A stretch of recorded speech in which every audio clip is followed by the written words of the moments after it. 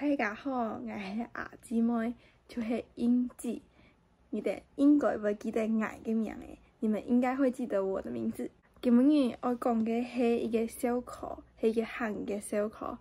故说今日咪是全汉语内力嘅第一版。个小课呢，对汉语的堂就会伫，也其实是一个晓得讲汉语嘅人怎做得了解嘅小课。毋过我会尽量讲到你哋都会晓得我到底在讲嘛嘅。一下就开始了。有几个在星座嘅客家人，伊哋都台北会重复查真复卡。上查了后，保护嘅不用都解的，3点就都给大家做句。也有时没有嘅爱心嘅上来，也爱心嘅将皮上幕后。可能为错动人嘅关系，佢就变到den方都梦衰。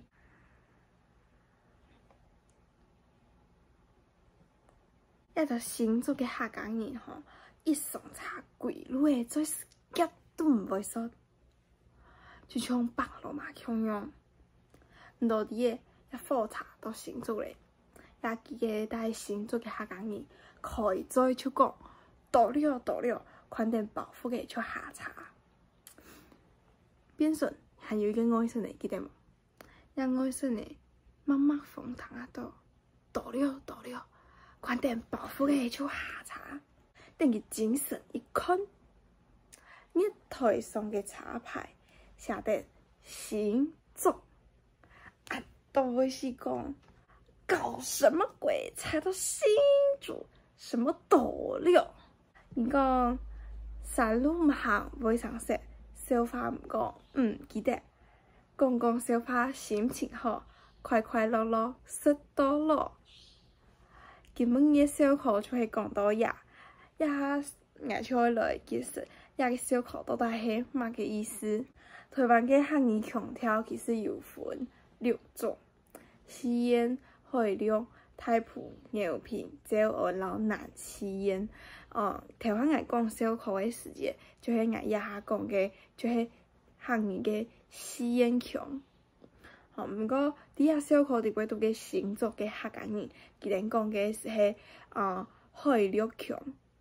故说因讲到了，就是重复查也是做嘛个时间，因为讲到了，就会用any 西烟系讲到咧，海陆就讲到了，就老any 反义伫尾读园林。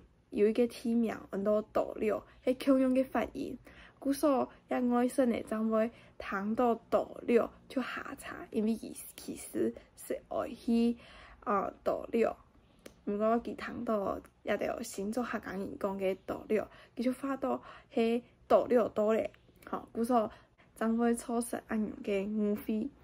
今日嘅影片就到这边结束，希望大家掌来了，拜拜。